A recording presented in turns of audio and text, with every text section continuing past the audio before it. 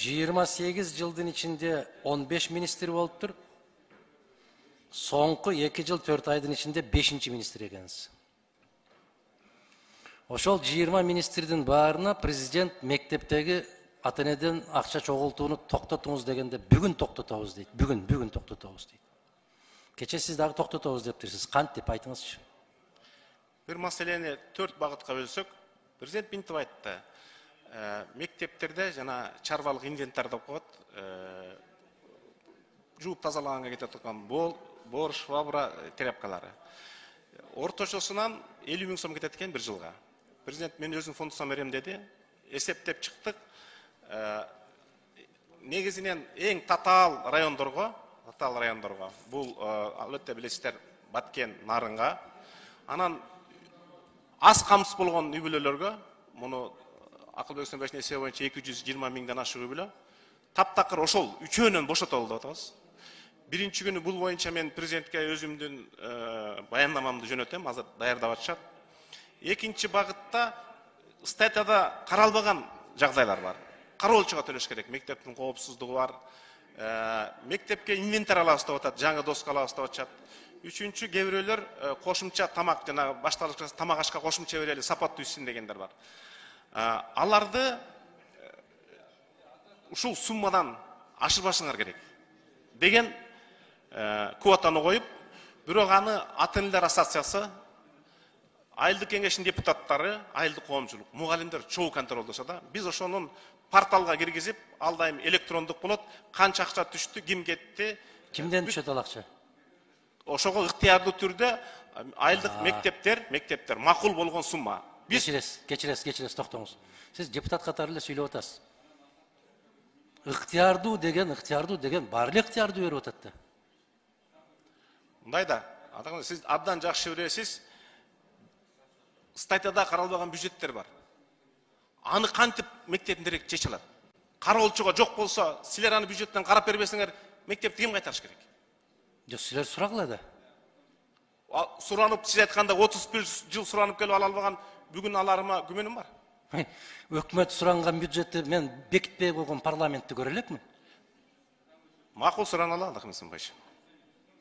Сиз бир жолку бир мисал келтириңизчи, өкмөт бюджет сурады, парламент колдобой койду деп. Барбы ушул 32 жылдын тарыхында? Мен сиздерге биринчи жолу келип атам өкмөттүн атынан.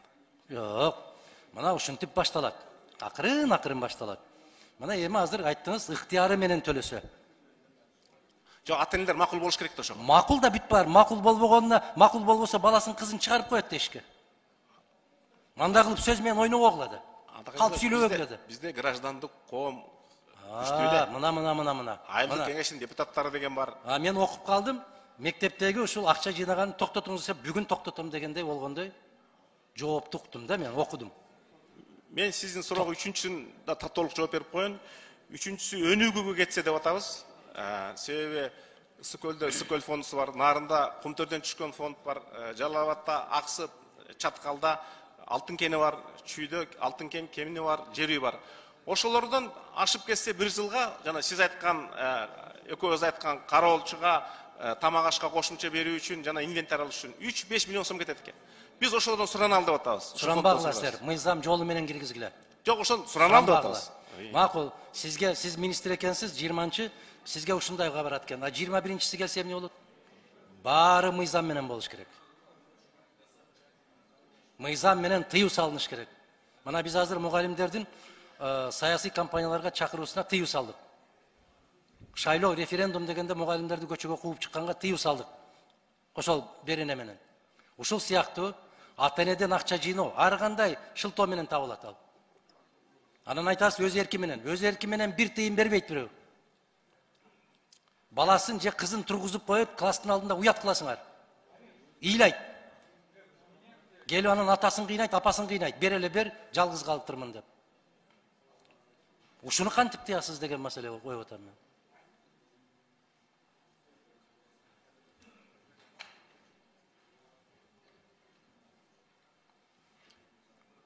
Мен негизин айттым, президент айткан маселе финансы чечсе, биринчи сентябрга карата жанагы 3 маселени тыя алабыз. Биринчиден эң татаал чек арага жакын жайгашкан аймактарда таптакыр жокко чыгат, жана үчөөнө чогултуу боюнча.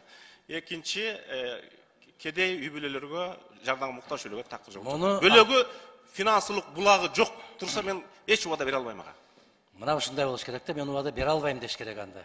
Себеби 2 айдан кийин эле жолугабыз кайра.